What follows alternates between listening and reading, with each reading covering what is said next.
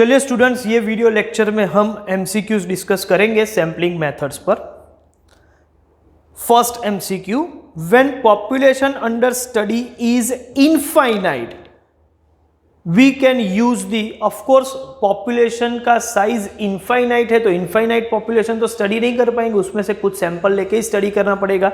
तो कौन सी method use करेंगे? Option A, sample method. Number 2, a sample selected from a population consists which of the following। ठीक है, sample selected from a population क्या है? All units of population sample नहीं होता, वो तो पॉपुलेशन ही हो जाता है।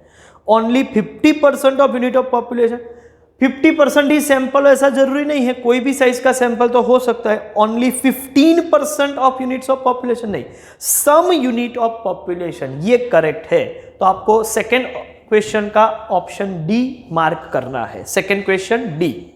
Third question, the blank the size of sample more the reliable the result. Sample का साइज जितना ज्यादा होगा उतने रिजल्ट रिलायबल होंगे। इसका यह मतलब है कि larger the size of sample more the reliable result, तो आंसर होगा ऑप्शन ए। चलिए fourth, if the items are destroyed under investigation we have to go for। Item destroy करते, वो अंडे का या मैंने मैचस्टिक का एग्जांपल दिया था, ठीक है, तो उस वक्त हमें कंपल्सरीली सैंपलिंग पैटर्न से ही जाना पड़ेगा। तो option A complete enumeration, option B partial enumeration, तो आंसर होगा option B partial enumeration. Number 5, which of the following statement is true. ठीक है, चेक करते हैं। Option A, a sample in which a unit is selected after replacing the unit selected earlier in population is called without replacement. पहले unit select किया है, दूसरे selection के पहले उसको हम रिप्लेस भी कर रहे हैं तो उसको तो विथ रिप्लेसमेंट बोला जाएगा, विदाउट थोड़ी बोला जाएगा। तो हमें ट्रू कौन सा? ये तो फॉल्स है, तो इसका मतलब ऑप्शन ए तो नहीं आ सकता। ऑप्शन बी देखते हैं। If a unit is to be destroyed during an inquiry then sample inquiry is not only necessary but inevitable. Yes, क्योंकि डिस्ट्रॉय कर रहे हैं तो सैंपलिंग करना जरूरी ही नहीं, अनिवार्य है, मतलब इनएविटेबल है। That is correct. तो ये ट्रू स्टेटमेंट है। वैसे भी हमें ट्रू मार्क करना था तो ऑप्शन बी आ गया। ऑप्शन सी और डी अभी नहीं भी देखेंगे तो भी कोई कंफ्यूजन नहीं है। आगे देखते हैं question number 6, a security check point that checks every vehicle entering into the mall is an example of the following. Example of which of the following, तो वो तो पॉपुलेशन इंक्वायरी है, मतलब उसको हम सेंसस इंक्वायरी बोल सकते हैं। Option A is correct. Stratified random sampling या सिस्टमेटिक रैंडम सैंपलिंग या सिंपल रैंडम सैंपलिंग, वो सैंपलिंग है ही नहीं, पॉपुलेशन इंक्वायरी है। तो 6th का आंसर होगा option A. 7th, if the results are required in short term which type of inquiry is best suitable. थोड़े पीरियड में, शॉर्ट टर्म पीरियड में हमें रिजल्ट चाहिए तो पूरे पॉपुलेशन का स्टडी करने बैठेंगे तो टाइम ज्यादा जाएगा। शॉर्ट टाइम ड्यूरेशन में चाहिए तो हमें सैंपलिंग लेना पड़ेगा। तो option A population inquiry, option B inquiry of only one unit, option C sample inquiry और option D by taking result. तो answer is sample inquiry. 7th का आंसर होगा C. 8th, what will you say if characteristics of variables are different in population।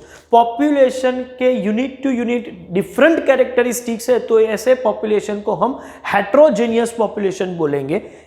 Okay, और एक समान characteristic होते तो हम उसको होमोजीनियस बोलते। यहां तो डिफरेंट है तो हेट्रोजीनियस पॉपुलेशन। और ऐसा ऑप्शन ए होमोजीनियस है, बी इनफाइनाइट है, सी हेट्रोजेनियस। तो आपका 8th का आंसर होगा सी।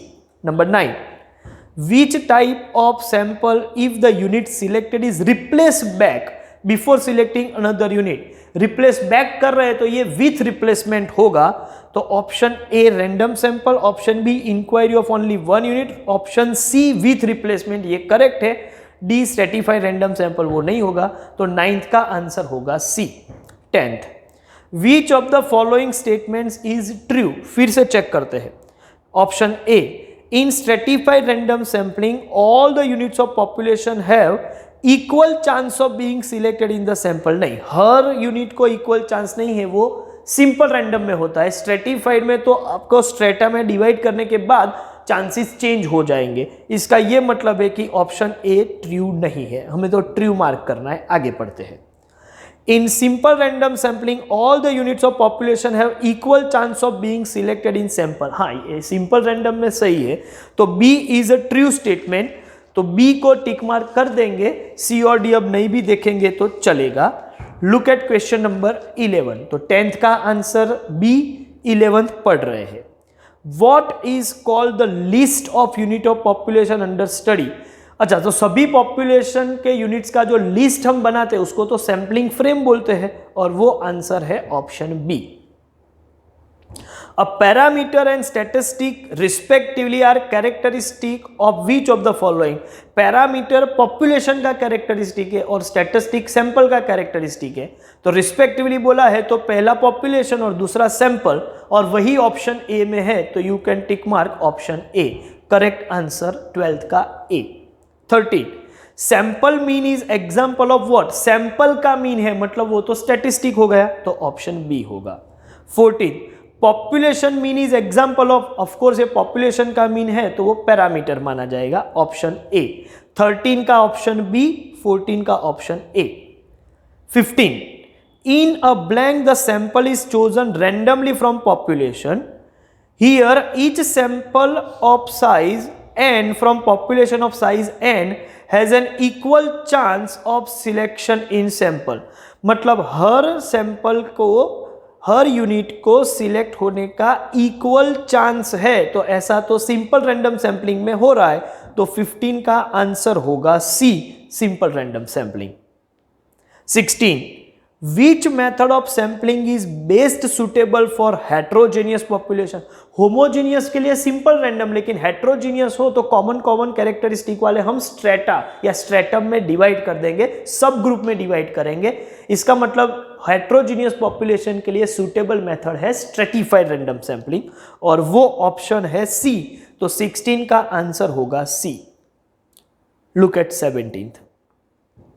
Suppose we are using stratified sampling for a particular population and have divided into strata of different sizes.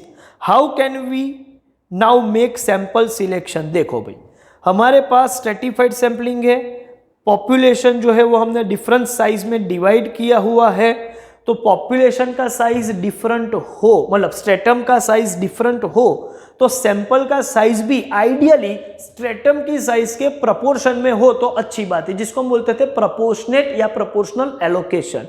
चलो पढ़ते हैं। Select an equal number of units from each stratum at random. अब stratum की size अलग अलग है, लेकिन selection equal size में सैंपल का हो जाए वो अच्छी बात नहीं है, आइडियली नहीं है। B, draw unequal number of units from each stratum and weigh the result.